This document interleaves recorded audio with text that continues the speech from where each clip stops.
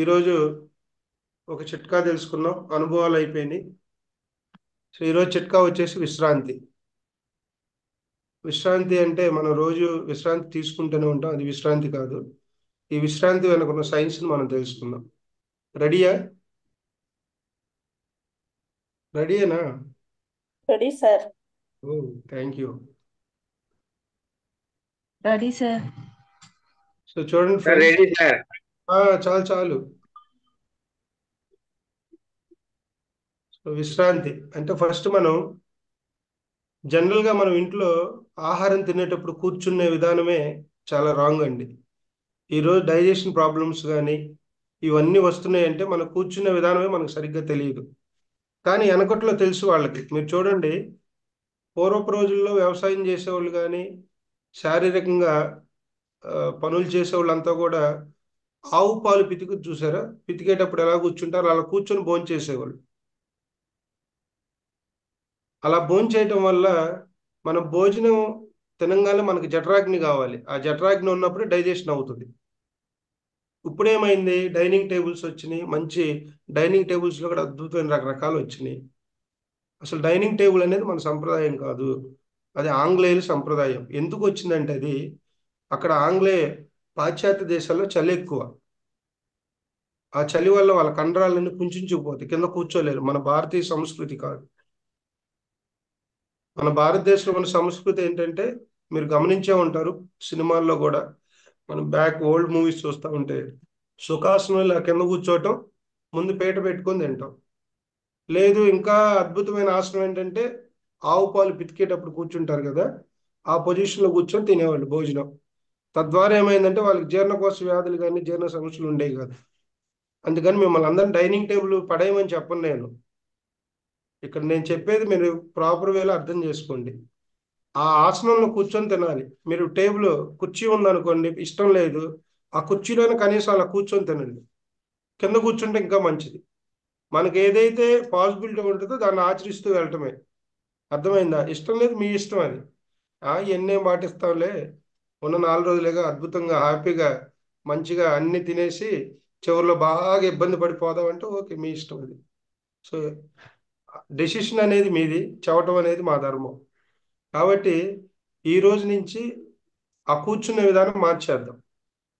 మన శరీరంలో 3 నాడులు ఉన్నాయి, సూర్యనాడి, చంద్రనాడి. ఫస్ట్ ఈ 2 నాడుల గురించి తెలుసుకుందాం. ఈ సూర్యనాడి నుంచే జఠరాగ్ని ఎక్కువ ఉత్పన్నం అవుతూ ఉంటుంది. సూర్యనాడి ఎప్పుడు బాగా పనిచేస్తుంటే మన సుఖాసనంలో కూర్చున్నప్పుడు దాని యొక్క వర్కింగ్ అనేది చాలా ఎక్కువగా ఉంటుంది. కుర్చీలో కూర్చున్నప్పుడు ఉండదు, నుంచుంటే అసలు ఉండదు. అందుకని చాలా మంది నుంచొని నీళ్లు తాగబాకరా, నుంచొని తినబాక అంటూ ఉంటారు. అవునా కాదా? సో దాని వెనకాల ఉన్న సైన్స్ అది. ఎప్పుడైనా సరే మీరు ఎక్కడికి వెళ్ళినా వాటర్ తాగేటప్పుడు నోరు తెరిచి తాగొద్దండి. ఇట్లా నోరు ఏది కూడా, మనం తినేటప్పుడు కూడా చాలా మంది different different type of musics వస్తూ ఉంటాయి భోంచేసేటప్పుడు. అసలు ఈ మౌత్ ఓపెన్ అవ్వకూడదు. తినేటప్పుడు నోట్లో పెట్టుకున్నాం, చక్కగా దాన్ని నిదానంగా నవ్వులుతూ ఆ రసం అంతా లోపలికి వెళ్ళాలి. అర్థమైందా? దీని వెనక ఎంత సైన్స్ ఉందంటే, దీనివల్ల శరీరంలో అసలు మెయిన్ జీర్ణాశయమే కదా. ఈ జీర్ణంలోకి వెళ్ళిన ఆహారం పూర్తిగా పోతే 0% అయితే మనకు రోగాలు ఏమి రావు. అందుకని వాగ్భటాచార్యులు 3 చెప్తాడు, 3 సూత్రాలు చెప్పాడు. నువ్వు ఒకసారి ఆహారం తీసుకున్నావంటే ఆ ఆహారం పూర్తిగా, అంటే మలం అంటాం తెలుగులో, ఆ మలం అంతా పూర్తిగా బయటకు వెళ్ళే వరకు నువ్వేం తినొద్దు అంటాడు. అది ఫస్ట్ సూత్రం. మనం అది పాటిస్తున్నామా? పాటించట్లా. పొద్దున్నే 8ంటికి ఒకసారి వేస్తాం, 11 గంటలకు ఇంకోటి వేస్తాం, 2వ గంటలు ఇంకొద్దిగా వేస్తాం, ఇలా వేసుకుంటూనే వెళ్తాం. ఈ శరీరం ఇంకా పాపం ఇది ఎప్పుడు దీని భాష మనం వింటేనేగా, దీని భాష మనం ఎప్పుడు వినలేదుగా. తినేటప్పుడు కళ్ళు మూసుకొని బంగారు తల్లి నీకేం కావాలని అడగండి, అది చెప్పి అది తినండి. మీకు ఎప్పుడన్నా అనారోగ్యం వస్తే నాకు కాల్ చేయండి పర్సనల్గా. చాలా సింపుల్ టెక్నిక్స్. సో కాబట్టి దయచేసి ఈ రోజు నుంచి భోజనం చేసేటప్పుడు ఇలా కూర్చోండి, సుఖాసనంలో కూర్చోండి. మోకాళ్ళు నొప్పులు ఉన్నాయి అనుకోండి, కూర్చోలేము, కుర్చీ ఉంటుంది కదా, కుర్చీలోనే ఇలా కూర్చోండి. ఇలా కూర్చొని హ్యాపీగా దాన్ని తింటాం అలవాటు చేసుకోండి. మనకు అవకాశం ఉంది, సుఖాసనంలో కూర్చోండి. అది ఇంకా అద్భుతమైన బాడీ ఫిట్నెస్ ఉంది. ఆవు పాలు పితుకుతారు కదా ఇలా, అప్పుడు ఒక ఆసనం ఉంటుంది. సో ఆ షేప్లో కూర్చోవాలి. ఓకేనా? సో అది ఫస్ట్ పాయింట్. తర్వాత విశ్రాంతి. సో సైన్స్ ఏం చెప్తుందంటే, ఇది నేను చెప్పేది కాదు, సైన్స్ చెబుతుంది. తిన్నాకంటే ఒక 20-30 నిమిషాలు విశ్రాంతి తీసుకోవాలి. విశ్రాంతి, నిద్ర వేరు, విశ్రాంతి వేరు. ఆ విశ్రాంతి కూడా ఎలా తీసుకోవాలంటే, ఈ ఎడమ చేయి ఉంది కదా, ఈ ఎడమ చేయి ఇలా పెట్టి మనం అంటే సింపుల్ గా చెప్పాలంటే ఆది అనంత పద్మనాభ స్వామి ఉంటారు కదా, ఆ యాంగిల్లో పడుకుంటే, ఆ యాంగిల్లో గనక మనం నిద్రపోవటం గనక విశ్రాంతి తీసుకోవటం ఒక 20-30 నిమిషాలు చేస్తే సార్ మీరు కుడి చేయి చూపిస్తున్నారు. ఓ, అంటే మిమ్మల్ని టెస్ట్ చేస్తున్నా ఎంతమంది కాన్సన్ట్రేషన్ వింటున్నారు. పర్లేదు, అందరూ ఫార్మింగ్ లోనే ఉన్నారు. సో ఇట్లా ఎడమ చేయిని ఇలా పెట్టుకొని ఇలా పడుకోవాలి అనంత పద్మనాభ స్వామి. అలా ఒక 20 నిమిషాలు చేస్తే జఠరాగ్ని యొక్క వర్కింగ్ అనేది ఎక్కువ ఉంటుంది బాడీలో మనకు. అది ఎందుకంటే మన శరీరం పంచభూతాలతో నిర్మితమైంది. ఈ పంచభూతాల్లో ఏ ఎలిమెంట్ తక్కువైనా కూడా మనకి అనారోగ్య సమస్యలు వస్తూ ఉంటాయి మై డియర్ ఫ్రెండ్స్. అన్నిటికన్నా శరీరానికి అగ్నితత్వం అనేది వెరీ వెరీ ఇంపార్టెంట్. ఈ అగ్నితత్వం నుంచి, ఈ జఠరాగ్ని నుంచి మన శరీరం అంతా కూడా ఈ తిన్న ఆహార పదార్థాలు కావచ్చు ఇవన్నీ కూడా రసాయనాలుగా మారేది. సో కాబట్టి తిన్నాక వెంటనే పడుకోవద్దు. ఇక్కడ డైనింగ్ టేబుల్ పక్క ఉంటుంది, బెడ్ పక్కన ఉంటుంది, ఇట్లా జస్ట్ ఓవర్కి అలా చేంజ్ అవ్వద్దు. వచ్చే వాక్ చేయాలి. అంటే తిన్నాక కనీసం ఒక 100 అడుగులన్న వేయాలని సైన్స్ చెప్పు. 100 అడుగులు వేసి అలా కొంచెం ఇలా పద్మనాభ స్వామి ఎలా పడుకుంటాడు మీ అందరికి తెలుసు కదా, ఆ యాంగిల్లో పడుకుంటే ఏ అనారోగ్య సమస్యలు రావంటండి. ఉన్న సమస్యలు కూడా పోతాయి.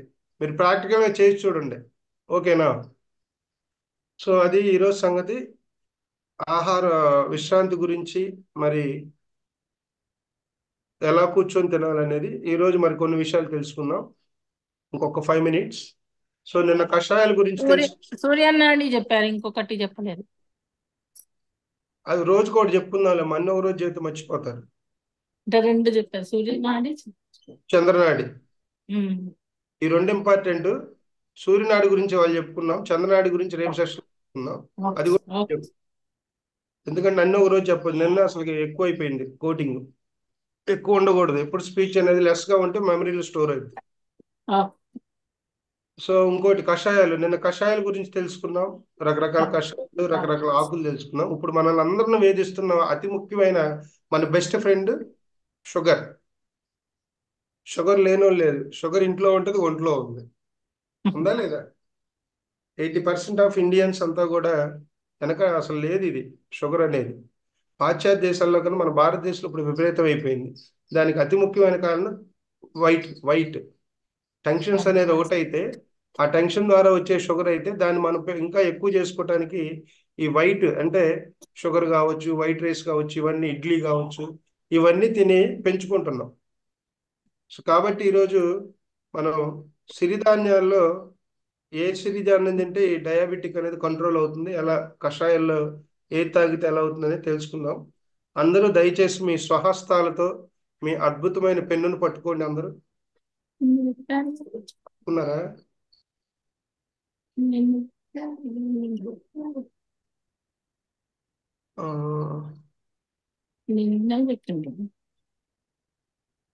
ఎస్, ఇప్పుడు రాయండి చిన్నగా. కషాయాలు తెలుసుకుందాం. ఏ కషాయం తాగితే డయాబెటిక్ కంట్రోల్ అవుతుంది? ఒక తిప్పతీగ. ఈ తిప్పతీగ ఆకులు మన ఇంటి ముందు ఉంటాయండి, లోగిళ్ళు అంటారు. చిల్లగా మన మనీ ప్లాంట్ లాగా అల్లుకుపోయిన ఉంటాయి, లేత రంగు కలర్లో, హార్ట్ షేప్లో ఉంటాయి. ఆకులు ఐడెంటిఫై చేసేటప్పుడు జాగ్రత్తగా ఐడెంటిఫై చేయండి. ఒక ఆకు తినబోయి ఇంకో ఆకు తిని నాకు ఫోన్ చేయొద్దు, లేనిపోయిన గోలది లేదు.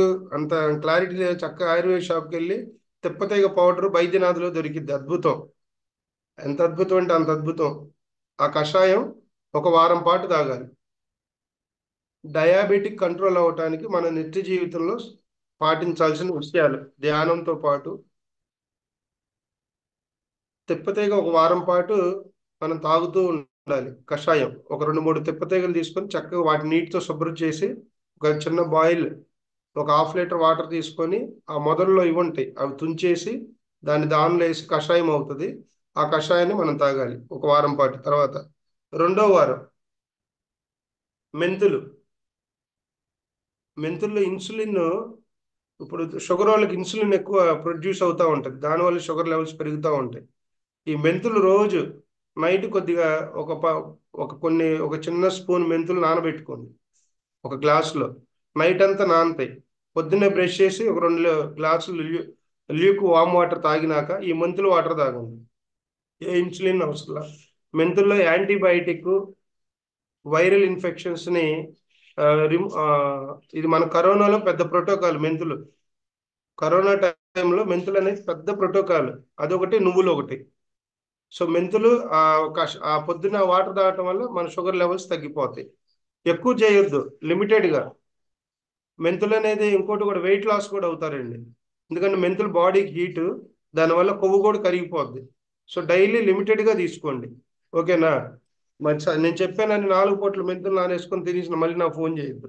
జస్ట్ ఓవర్క ఒక గ్లాస్, చిన్న గ్లాసు శరీరానికి నిదానంగా అలవాటు చేయాలి. 3వ వారం. సో ఫస్ట్ వారం వచ్చేసి తిప్పతీగ, 2వ వారం వచ్చేసి మెంతులు, 3వ వారం వచ్చేసి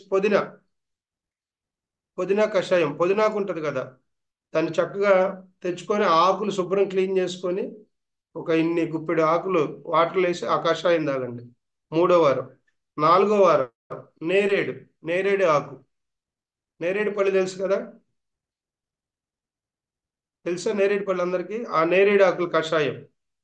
తర్వాత మునగాకు మీకు ప్రతిరోజు వాడుకోవచ్చండి. నిజంగా మీ జీవితంలో ఈ కాల్షియం సంబంధించి వ్యాధులు ఉన్నాయి కదా, మోకాళ్ళ నొప్పులు వస్తాయి. శరీరం అన్నాక ఏజ్ పెరిగే కొంది రకరకాల మోకాళ్ళ నొప్పులు, కాల్షియం డెఫిషియన్సీ వస్తాయి. ఈ మునగాకును ప్రతి కూరలో వాడుకోవచ్చు మనం, ప్రతి కూరలో, అన్నిట్లో. దీనికి ఏం రెస్ట్రిక్షన్ లేదు.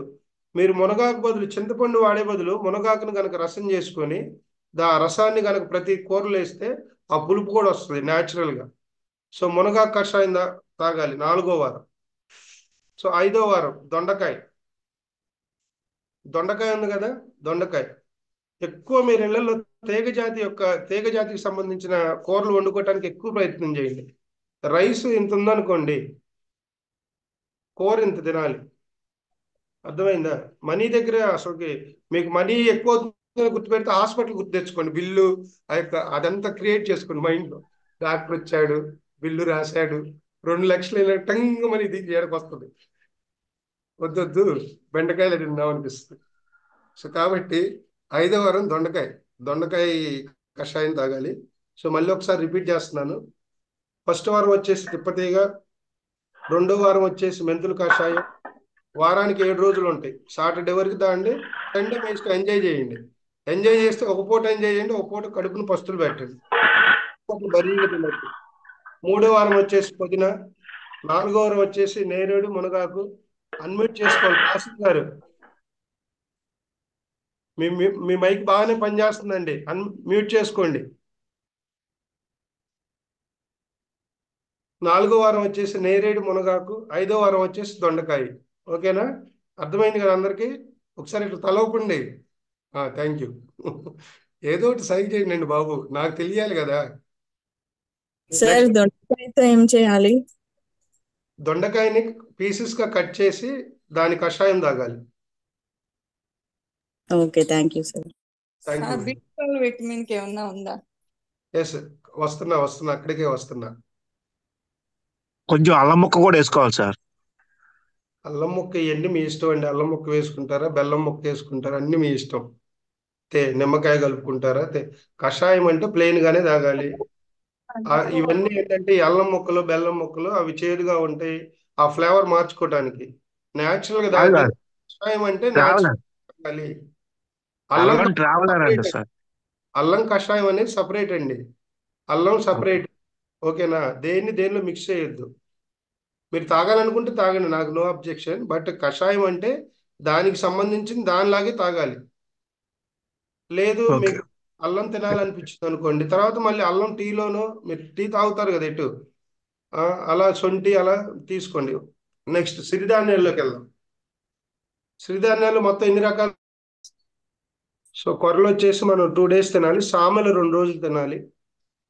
సామెలు మనం 2 days కనుక 2 days సామెలు తినాలి. అరికలు 2 రోజులు తినాలి. అరికలు అంటే రైస్ వాడకూడదు. ఇక అరికలు అదే 2 రోజులు, ఓదలు ఓదలు 2 రోజులు,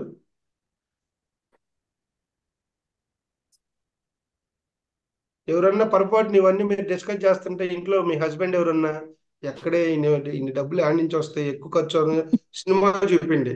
ఏమండి డాక్టర్ దగ్గరికి వెళ్ళాం, బిల్ వేశారు, 2 లక్షలు అయింది, ఇట్లా ఇట్లా రౌండ్ అప్ చేయండి మొత్తం. దెబ్బకి ఇక దాని గురించి డిస్కస్ చేయడం వద్దు వద్దు, వద్దు, తెస్తాను, నువ్వు సైలెంట్ ఉండు, నీకేం కావాలో చెప్పి అన్ని తెచ్చి పెడతా. తర్వాత ఓదలు 2 రోజులు, అంటుకూరలు 2 రోజులు. సో రైస్ అనేది తీసేసి వారంలో ఇవి కనుక మనం అంటే ఇది ఆల్టర్నేట్ చేయాలన్నమాట. వినపడుతుందా నా వాయిస్?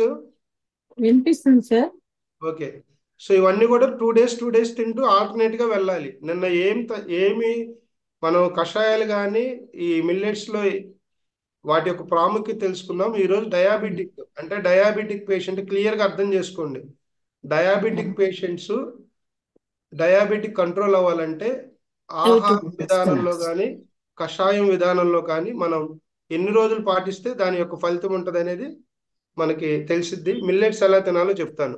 మిల్లెట్స్ ఏం చేయాలంటే మీరు ఎర్లీ మార్నింగ్ మనం తినే విధానం కూడా తెలుసుకున్నాం. నైట్ అంతా నానబెట్టాలి మిల్లెట్స్ వస్తే వాటిని ఫ్రెష్ గా మనం నీళ్ళల్లో కడిగేసి వాటిలో వాటర్ పోసి నైట్ అంతా నానబెట్టాలి.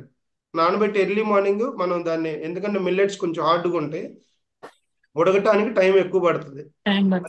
ఇలా చేయొద్దు, ఇదంతా మనకి ఎందుకులే అని తీసుకెళ్లి మళ్ళీ దీనిలో వేయద్దు, ప్రెషర్ కుక్కర్లో. ఇంకా అది విషయంతో సమానం. చెప్పాం కదా, ప్రెషర్ కుక్కర్లు మనం వాడకూడదు, మన సంస్కృతి కాదు, అది ఆంగ్లేయ సంస్కృతి. వెనకట్లో మన స్వాతంత్ర సమరయోధుల యొక్క జీవశక్తిని మనోశక్తిని దెబ్బతీయటానికి వచ్చిందే అల్యూమినియం. దయచేసి అల్యూమినియం పాత్రలు తప్పుగా అనుకోవద్దు మిత్రులారా.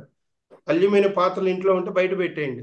రాగి, ఇత్తడి, కంచు, స్టీల్ అంటారా, నేను అంటే ఏది వాడితే అన్నిటికన్నా మట్టి పాత్రలు ఇంకా ముఖ్యమైన 100% పోషక విలువలు ఉంటాయి. మట్టి పాత్రలే నేను ప్రమోట్ చేస్తున్నా, మిగతావన్నీ సెకండరీ. నేను కాదు ప్రమోట్ చేయటం, వాగ్భటాచార్యులు. సో కాబట్టి అది సంగతి. సో ఈరోజు చాలు డయాబెటిక్ ఒకటి తెలుసుకున్నాం.